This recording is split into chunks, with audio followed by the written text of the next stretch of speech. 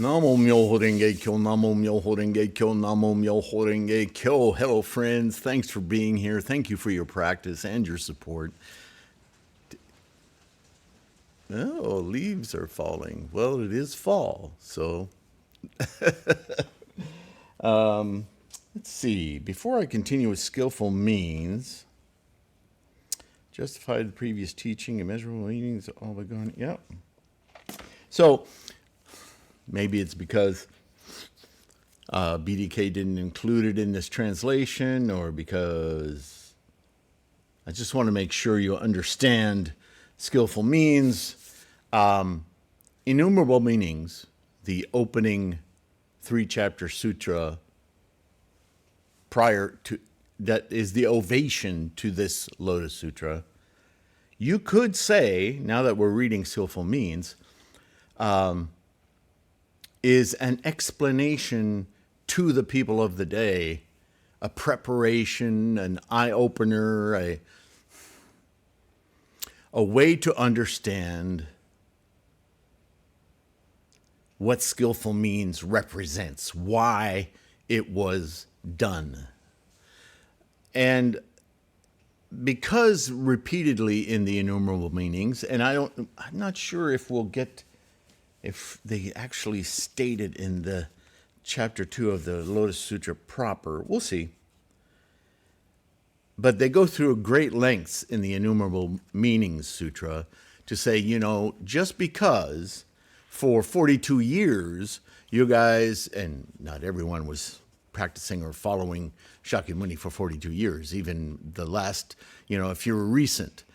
The point is, all these teachings so far, prior to the Lotus Sutra, used a lot of fables, analogies, storytelling to make a point. Fine. Everyone's fine with that. What not everybody might be fine with is the fact that the stories pulled from or were based on or were similar to the cultural stories and belief systems, the mysticism popular in the culture. And that wasn't the point. But, people are comfortable with it, so they go with it. And they learn more and more. Shakyamuni was opening their minds using the tool of what was familiar. This is why it's skillful means, right?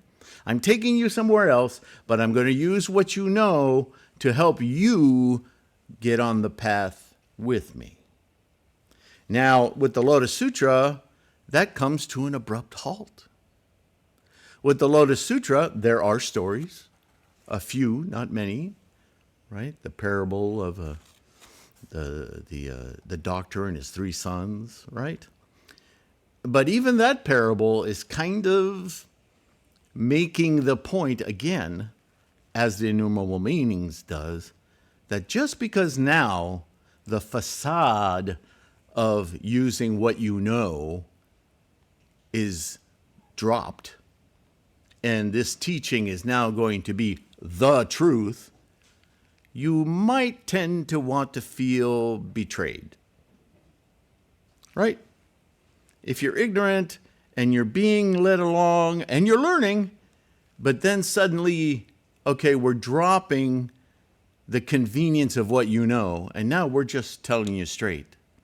This is what I'm talking about. This is how it works. This is how you can do it. Have you been lying to me all this time? Have you been just entertaining me? Yet, how quickly we forget how much we've learned.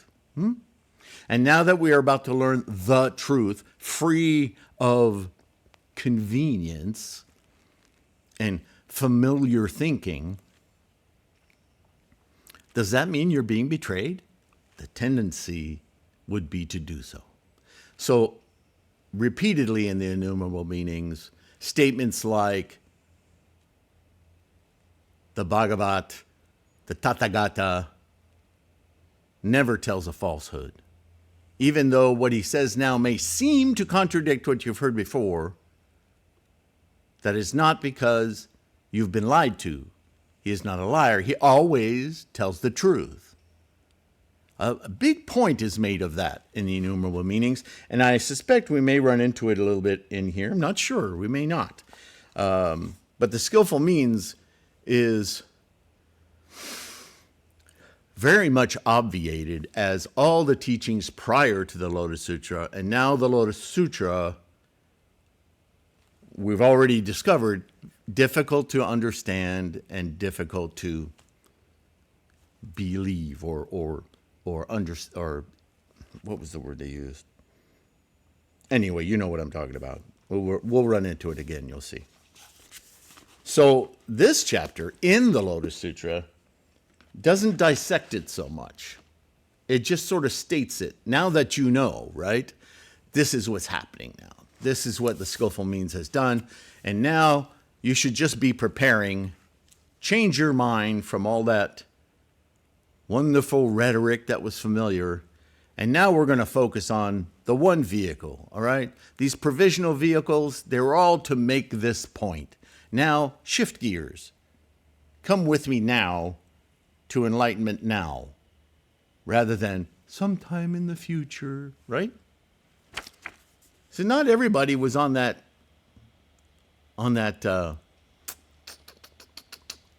train, okay? So now let's just get back into, I just wanted to make that note in case you weren't familiar with the innumerable meanings, and I would suggest reading it. It's a really great mental preparation for how important this Lotus Sutra was. A major, major step, the ultimate step. And he already says so in here, right? All right. When he said this, 5,000 monks, nuns, laymen, and laywomen in the assembly immediately got up from their seats, bowed to the Buddha, and left. Why would they do that? Right? He said, remember, he said, therefore, listen carefully and pay close attention. I will now illuminate and explain it. Right? Now I'm going to give you the one vehicle, the way to go. Everything I've said before, provisional. Right? There it is, that sense of, what? I've been doing this for all this time, and now you're going to tell me the truth? So why do you think they're getting up and leaving?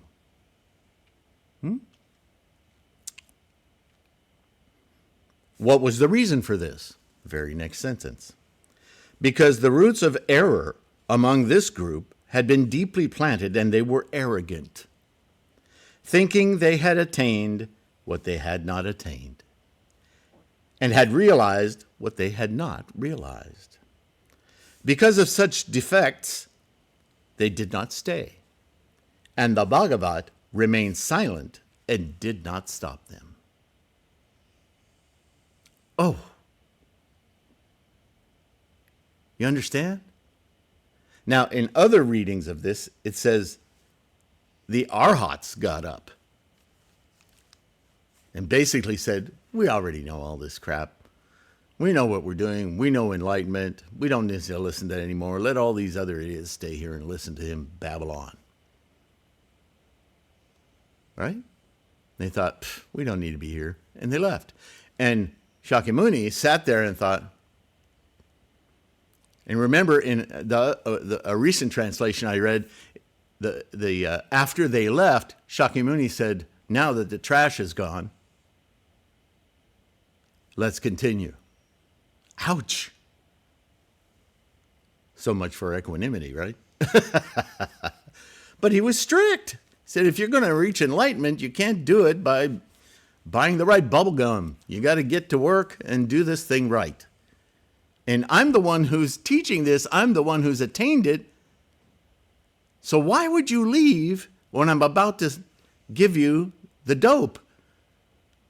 The real?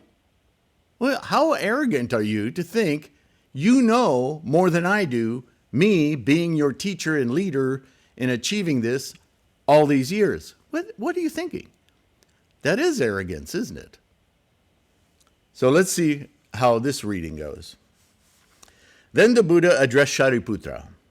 My assembly here is free of useless twigs and leaves. Only the pure essence remains. A much more docile reading, or more gentle reading of those who've left.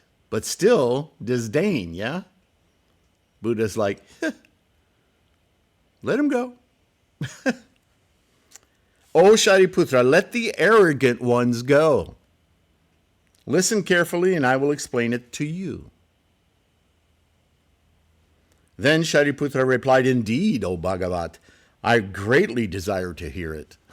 Yeah. Then the Buddha addressed Shariputra. Only very rarely do the Buddha Tathagatas teach such a true dharma as this, as rarely as the Adambara flower blooms. Now, if you go online and you look up the Adambara flower, it has different mythologies about it. Some say that it only blossoms every 500 years. Some say 5,000 years. All different. Suffice it to say, it's an incredibly rare event. Okay? O Shariputra, trust and accept what the Buddha teaches. My words are never false. There's a recall to the innumerable meanings, right? O Shariputra, the real intention of all the Buddhas in adapting their explanations to what is appropriate is difficult to understand. Why is this? Because I have expounded the teachings with innumerable skillful means and various kinds of explanations and illustrations. Yet this Dharma is beyond reason and discernment. Only the Buddhas can understand it. Why is this? Because the Buddha Bhagavats appear in this world for one great purpose alone, O Shariputra. Now I will explain why I said that the Buddha Bhagavats appear in this world for only one great purpose. The Buddha Bhagavat appear in this world to cause sentient beings to aspire toward purity and the wisdom and insight of the Buddhas. They appear in this world to manifest the wisdom and insight of the Buddhas to sentient beings. Now that's an interesting way of putting that, isn't it? Remind yourself when we chant what we're doing. Remember, I call it self-manifestation? Well, here it is. The Buddha Bhagavat appear in this world. And what happens when we chant? We make the Buddha appear, right? We awaken our ninth consciousness to take all our samsaric consciousnesses and migrate their appearance, their meaning, their experience as enlightened Buddha. And the reason that Buddha enlightenment occurs in our mind is to cause sentient beings to aspire toward purity and the wisdom and insight of the Buddhas.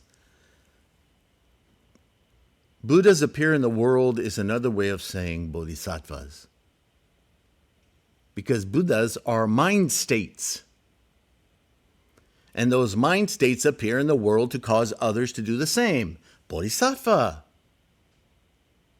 It's really not that complex. The verbiage can be misleading. And I am not an expert at linguistics, but I can see that language is a barrier here. It doesn't have to be, because you can see. They appear in this world to manifest the wisdom and insight of the Buddhas to sentient beings. That's the transmigration, my friends. Transmigration doesn't mean leaving this body, becoming some little cloud of dust, to reappear again in a new body. That's not transmigration. Transmigration is the shift, the paradigm shift of our own minds of perception. That rather than voraciously attack the physical world as a database to be collected, to own, to possess, craving, clinging, shifting to the Buddha perspective, right? Everything's already here and nothing exists from the previous moment. It's a moment-to-moment instantiation of tendencies and conditions. Everything is a process. Everything is happening and leaves a trace only because we cling to it, not because there is. What was is no longer. It is now what it is now, and into the next moment. It's a very different way of perceiving reality, right? So you could say the mind has shifted completely in its observation of reality.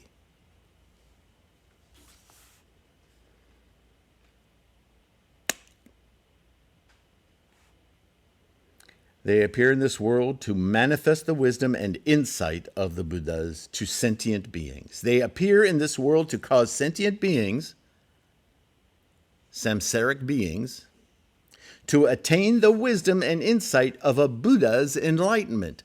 Yeah, that's what we do when we chant. We take our samsaric physical database warehouse, we plop it down in front of a special altar for our treasure tower Gohonzon mind, and we focus on a particular mandala to transport our samsaric mind into our Gohonzon mind to experience everything anew from the Buddha perspective. Completely shift our experience of every moment, life, the process, the engine.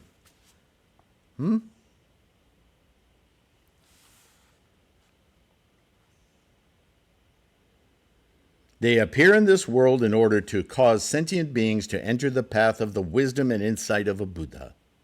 O Shariputra, for this one great reason alone, the Buddhas have appeared in this world. The Buddha addressed Shariputra saying, the Buddha Tathagatas lead and inspire only bodhisattvas. Right? That's a formula again. The bodhisattva is the person, you and I, who who determinedly make effort to keep that Buddha, that shifted paradigm, aware, constantly, awake, as we navigate samsara. Right? Buddha's not a person.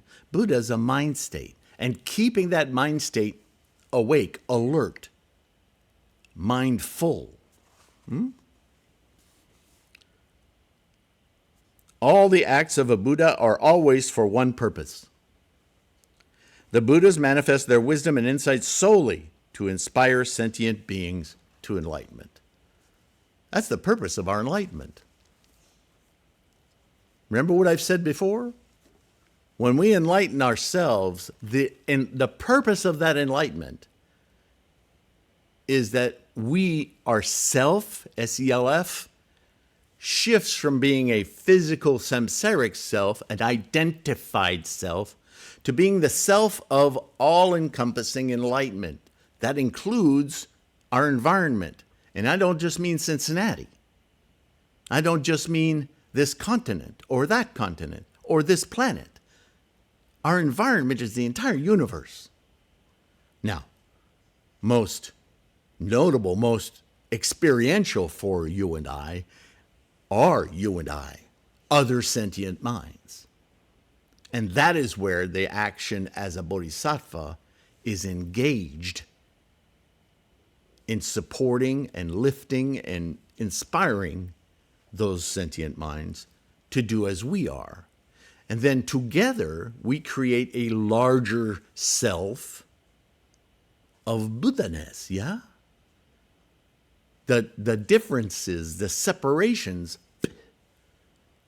they don't matter anymore. They're not physical reality anymore. They're sentient reality.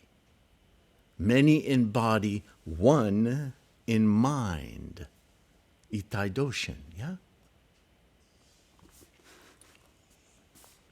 O Shariputra, A Tathagata teaches sentient beings the Dharma only through the single Buddha vehicle.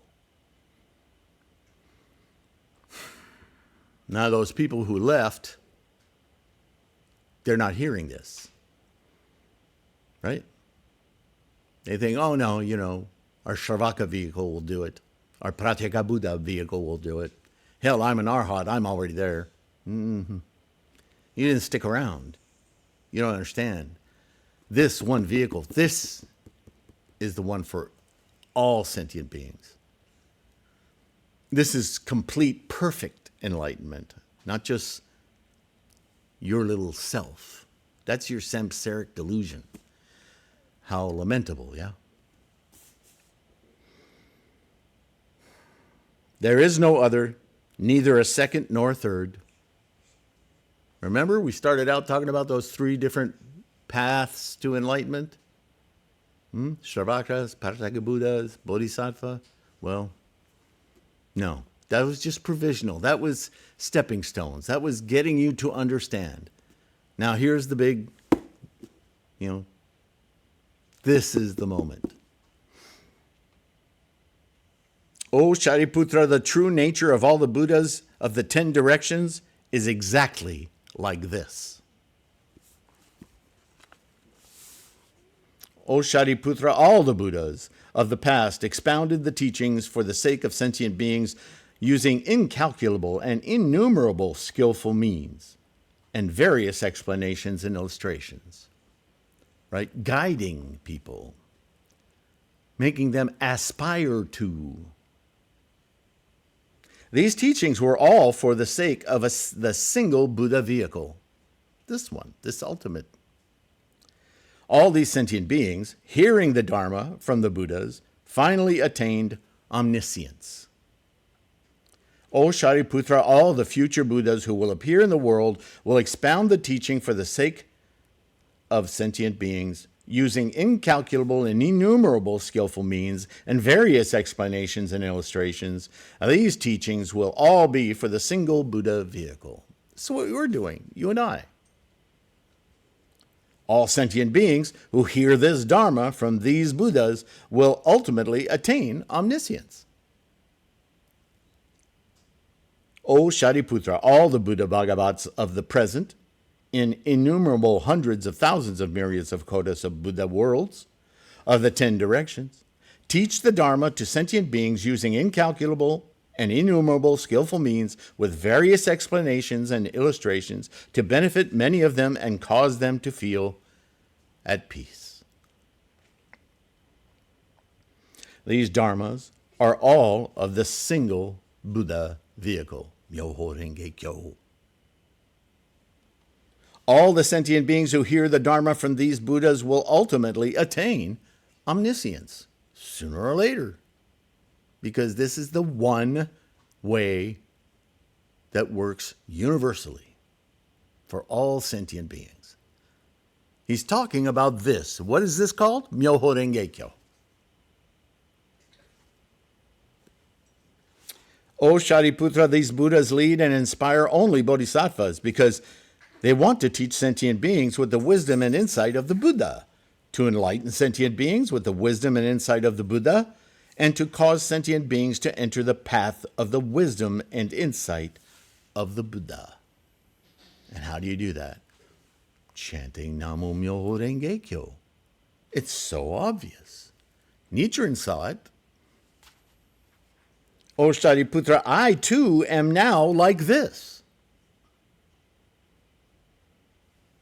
Having understood the various desires and deep-rooted inclinations of sentient beings, I teach the Dharma according to their capacities, through the power of skillful means, using various explanations and illustrations. But now it's time to get down to it, isn't it? O Shariputra, I do this in order to cause them to attain the omniscience of the single Buddha vehicle. O Shariputra, since there is no second vehicle in the worlds of the 10 directions, how could there be a third? Right? Restating again. No other vehicles. Stop thinking about those things. They just led you here. O Shariputra, the Buddhas appear in the troubled world of the 5 defilements, which are the defilements of the kalpa. The defilement through desires is confusion. The defilement of sentient beings. The defilement of views. And the defilement of lifespan. And he's so much as saying out loud, this idea that there are multiple lifespans, will you stop that? That's a delusion, a defilement. Life happens moment to moment to moment to moment to moment.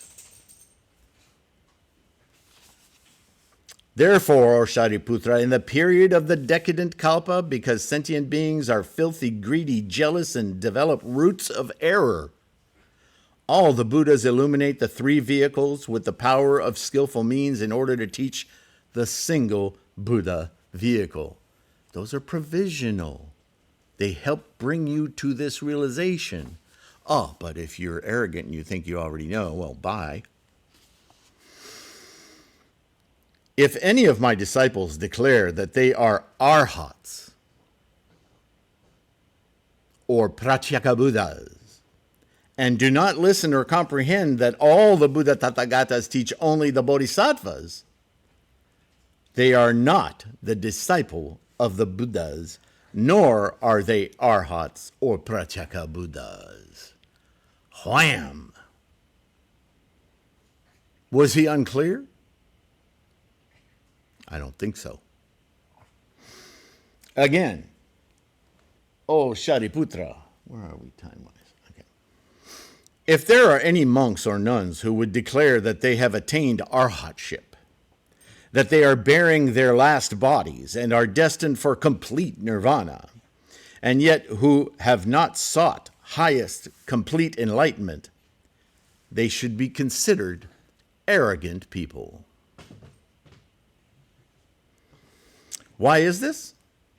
Because there is no case in which a monk who has actually achieved arhatship does not believe in this dharma except after the Buddha has entered parinirvana and there is no Buddha present. In other words, they're still attached to a teacher. They're still attached to a self, an identity. They haven't discarded that final defilement of the lifetime to take this huge paradigm shift of total experience, right? Buddha-ness. They've not achieved it. They're not even interested. They don't think it's worthy. Arrogant.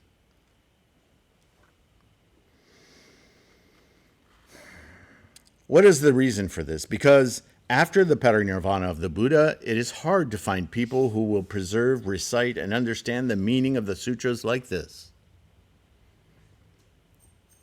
But if they should meet other Buddhas, they will immediately understand this teaching. O Shariputra, you should wholeheartedly accept and preserve the words of the Buddha. The words of the Buddha Tathagatas are never false. There are no other vehicles, only the single Buddha vehicle. Myoho Renge Kyo. Thereupon the Bhagavat, wanting to elaborate the meaning of this further, uttered these verses. This is a long verse section. I think I may save it for the next. Yeah, it's a long one. This is such an important lesson. It's the ovation, if you will, in the Lotus Sutra of the Lotus Sutra. And so I'm going to save this for the next video. And then we'll be done with the Skillful Means, and we'll enter the 3rd chapter, a parable. And the good and the bad. Yeah. This verse section is very full, and it's a nice tightening of what we've just read. So yeah, that's what we'll do. Here we are.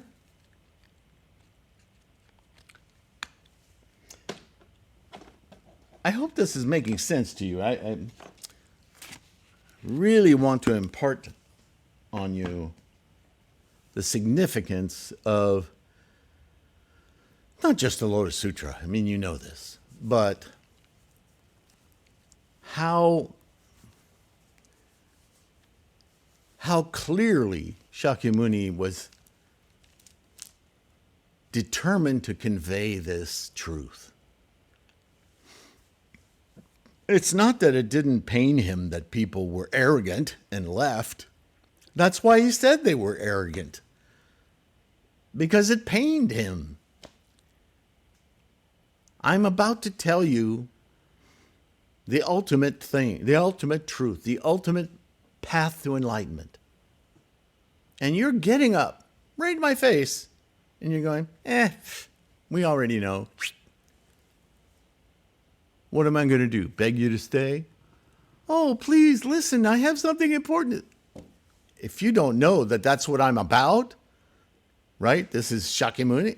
For 42 years I've been teaching, and now you're going to say you know more than me? Well, go on then. Unbelievable. But he doesn't say a word. Oh, okay. Right? I think it was H. Kern's translation that interpreted those same passages and said Shakyamuni said, now that the trash is left. Right? Was that H. Kern's interpretation of the Sanskrit? I don't know. He certainly felt motivated to translate it that way. So it's curious, isn't it? These different translations, they're all saying the same thing. Some are maybe a little more diplomatic than others, but I'm always enamored a bit with H. Kern's kind of wham, this is what it says. It's like he felt really animated by the teaching. I kind of like that. No concern over PC, we don't want to offend anyone. Screw that. The truth is the truth. Deal with it. I kind of like that approach. Maybe a little too much. I don't know. Anyway, again, am so grateful for your participation in these videos. The podcasts are free, so you can download those anytime. And lots of free. By the way, I didn't read it because I'm not a fan of Burton Watson, but I believe the translation I have on Threefold, I set up the Threefold Lotus Kuhn website back in 1995, I think. And the only copy I had at the time, no, that's not true. I had the Kosekai. Yeah. But for whatever reason, it probably got it online, the Burton Watson translation of the Lotus Sutra. And I have chapter by chapter. It's all online on threefoldlotus.com. So, there's another translation you can look at if you like. It's not wrong. He has kind of a mealy, I just don't like his cultural bias particularly bothers me, but it's still the Lotus Sutra, right? So there it is on the website. But there's a lot of free information, my own research in many cases, and treatises that I've written on several questions, from the very simple, what is chanting, to the, what are the errors in 8 schools, from a Gosho that Nichiren wrote, and so on and so forth. There's all these kinds of, it's like 100 little buttons there with titles on them that indicate these commonly asked questions. What are the 12 divisions, right? And these are terms that you come across as you're studying, and you read past them and you go, I wonder what that is. Well, I'll check it out some other time. And then you never do. So I've captured a lot of that. And it's all insightful, right? It all helps. It depends on how you like to study and so forth. Maybe all you need to do is chant and you get it, and that's inspiring enough. Good for you. Not me. I'm always challenging myself, and then little doubts creep in, and I got to know what that means. And so if you're that kind of mind, then that's what the Lotus Sutra or the threefoldlotus.com site's about, trying to address all of those. And of course, the hundreds of videos on this site. Books, if you can. You support this channel by liking and subscribing, but you can support this effort more if you buy some ebooks or books or mandalas, or if you can, even if you have the good fortune to be able to do a consistent monthly contribution, Patreon and or direct through PayPal, either way, that's extremely valuable to keep this effort going. So thank you for all that. In the meantime, take care of your health, as I always say. Be kind to yourself, and I will see you in the next one. All right? Bye for now.